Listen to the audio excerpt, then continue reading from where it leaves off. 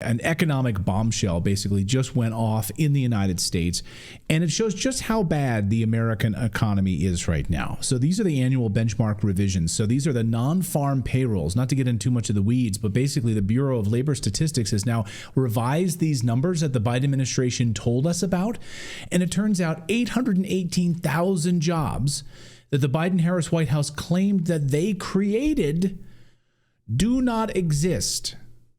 Wouldn't you love to know? To me, this is like criminal, because you're lying to the American people. You're telling the American people that you created nearly 1 million jobs and you're using it to curry political favor, and it's a total lie. You're lying to the American people. Well, yes, especially because this is the one metric that they've been using to say that the economy is recovering. So they know inflation is wild, up in wild numbers. They know that the dollar has been devalued. They know that wages are down. They know all of these things, but they've been saying, yes, but jobs numbers are up. Turns out that's a lie. So this is the only thing they've got. And we see them repeating this over and over again. There was a hilarious video with Don Lemon over the weekend that was trending, where he was telling people, Trump voters who were saying, no, the economy was better under Trump. And he says, no, the numbers don't support that. This is all they had. Now there are no numbers that support that we are better off under the Biden-Harris administration. So Don Lemon using basically fake numbers to go out and kind of provoke people on the boardwalk, which was hilarious. So yes, the Biden administration, Harris administration padded the numbers to make it look like they created nearly 1 million jobs that they didn't.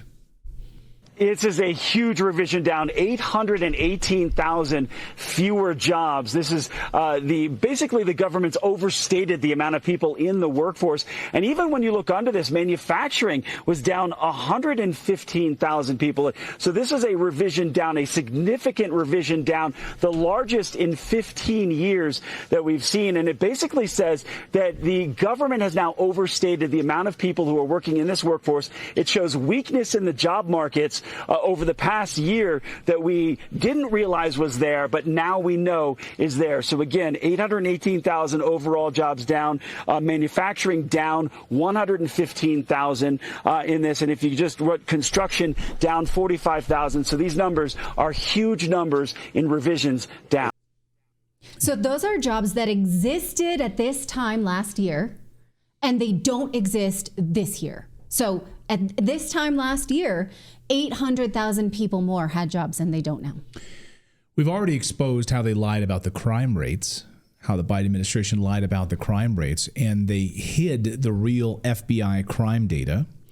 And they worked in conjunction with the FBI to hide these numbers, by the way. We've exposed that. We had a former FBI data analyst on the show to explain exactly how the Biden administration is faking these numbers, so you don't believe anything that they're saying. And now they're caught lying about jobs data. What else are they lying about? I ask you. What do you think? Just so you understand what kind of a shell game this is, okay?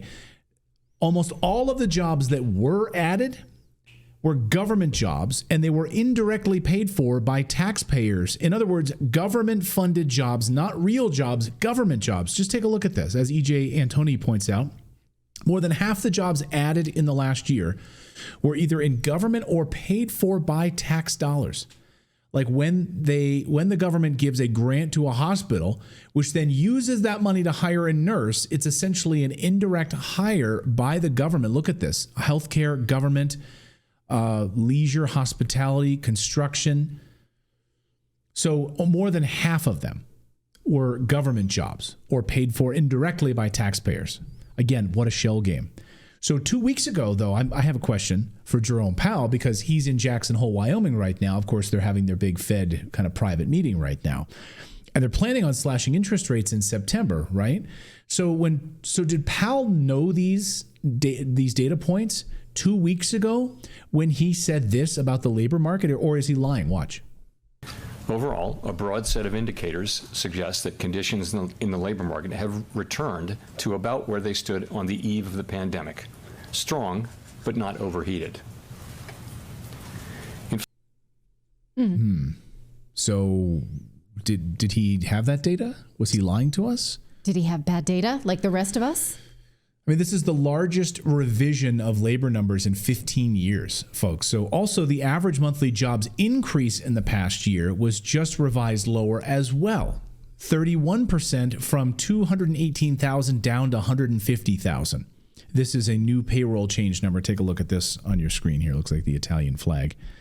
You can see that there. It looks the average monthly payroll changes. Let me get to this other page because it looks like we won't have it there. Let's take it and cut to it. There we go. So there's the average monthly payrolls change. Pre-revision down 31% from 218,000, which they told us, down to 150,000. Unbelievable. As DC Drano says, he says, let's see here. I'll put this up here. Next image. Next image. There we go. Nothing to see here. Just the biggest downward jobs numbers since the great financial crisis of 2008. Biden and Kamala lied about almost 1 million jobs being created that don't actually exist, just like when they said the border is secure and crime is down. Now, when you think about how the government only allows us to see certain reports and records and hides a lot more than we actually get to see. I mean, how did we even get to see this is the question, knowing how much information they hide from us. Were they just wondering if maybe we wouldn't see it ourselves, or maybe worried that someone else would do the math? It's shocking to the fact that they've at least admitted to it, but it is what consumers already feel is just the circling of the drain of the economy based on every metric that we have. Again, the value of the dollar, inflation, and now joblessness. So what do they got? So stop saying the economy is good and recovering, because the numbers just don't add up, and math. Well, you want to, and you want to see how corrupt the mainstream media is. I mean, the mainstream media, if you look at like Drudge, not that I encourage any of you to like read Drudge Report, but like even just like an example, like Drudge Report this afternoon, there's the top stories have nothing to do with the economy. Like they're totally ignoring this story. They're talking about the election will come down to 7 states. Democrats are the party of freedom. Stock market now says there's a 64% chance that Kamala Harris wins.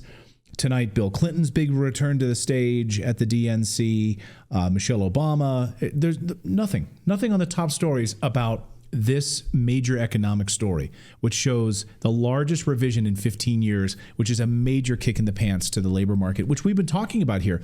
Either a lot of these jobs being replaced by AI, or a lot of these jobs being replaced by illegal immigrants. Right. And so when you see, these media, what they call man on the street, when the media goes around to people and they're saying, oh, why would you vote for Trump?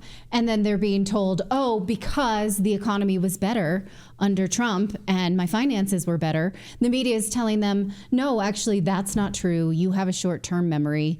And it's gaslighting at its worst when we see, again, the numbers just don't support that.